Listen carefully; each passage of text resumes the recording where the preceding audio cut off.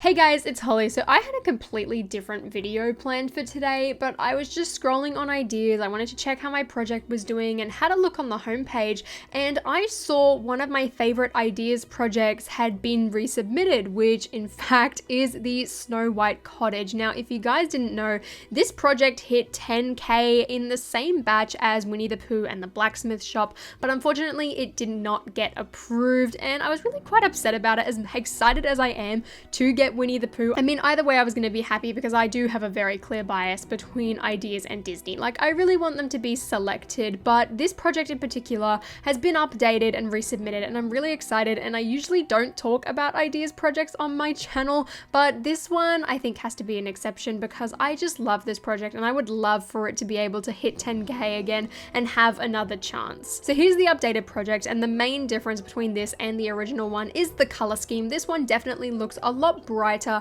and more colorful than the original, and to me, I personally liked the color scheme of the original, although I could definitely see why you would probably want to update it, since Disney is Disney after all. It's very colorful, very bright, and very fun. Besides that though, I don't think there are too many changes. There's a few minor adjustments here and there in the architecture of the set, but overall the idea is pretty much the same, and it is the Seven Dwarfs Cottage, and this set looks beautiful. I love this project design, I always have, and I'm so glad to see it back up on ideas again. The attention to detail and the texturing, especially on the build itself, looks incredible, and I absolutely love it. There's also a lot of really clever parts usage. For example, you've got one of those Ninjago snake pieces coming out of the chimney to represent smoke, along with the classic ice cream cone that a lot of people use, which I think looks really good. You've also got one of those Friends birds on a little bird's nest at the top there, and there's like little vine pieces on the front in brown to kind of be some stems. You've also got a lot of wood detailing on printed elements like the 1x1 wooden tiles and some 1x4 wooden panels as well. Taking a close look at this set though, I really love the detailing on the shutters on the front window, using those little heart tile pieces on top of some jumpers. I think it looks really cute, especially having the windows all open. There's also a lot of greenery in this set, which I really like. It really makes it feel like it's in the middle of a forest,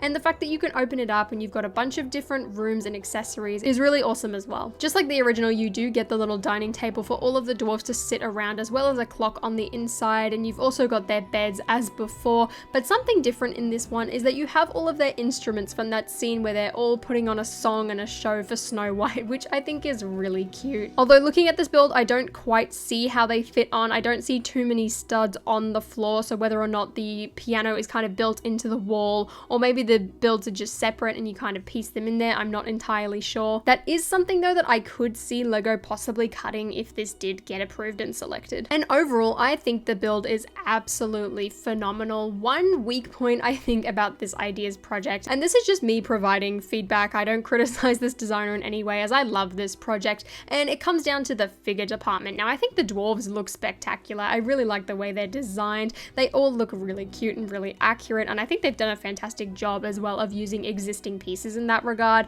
Snow White and the Witch, however, I feel are a lot weaker. Snow White in particular, you guys can see she's kind of using a custom molded hairpiece. From memory, that hairpiece doesn't have a hole on the top to stick a bow in, so there is that. There's also the lack of printing on Snow White, as well as using the old slope pieces, which I believe they built this program on Stud.io, so I'm not sure if those pieces do exist on there, but I can kind of see Lego going down the route that if this was selected, firstly they would swap out those skirt pieces and make them the newer ones. They've already got the black one, and you'd probably recolor it in yellow for Snow White. I can also see them doing a torso print for Snow White, maybe some dual molded printed arms. And the great thing about it as well is there has been a Snow White Juniors set under like the mini doll line, so there is a Snow White hairpiece with the red bow. It is made of rubber, but just kind of like they did with Princess Jasmine in the CMF, I can see them reusing that here, which is perfect because that means you don't have to do a new mold for her. I would love to see a new mold for the witch's face. However, I feel like a face print would be kind of creepy, but then again, it's Lego. You want to save as much money as you can and kind of save off from using new molds if possible, which is why that whole new mold rule exists on ideas in the first place. I don't know if they ended up doing custom prints for the dwarves either. Maybe that's just a limitation for them and the programs that they're using, but that is something that I would love to see possibly in a future product update, is an updated figure selection.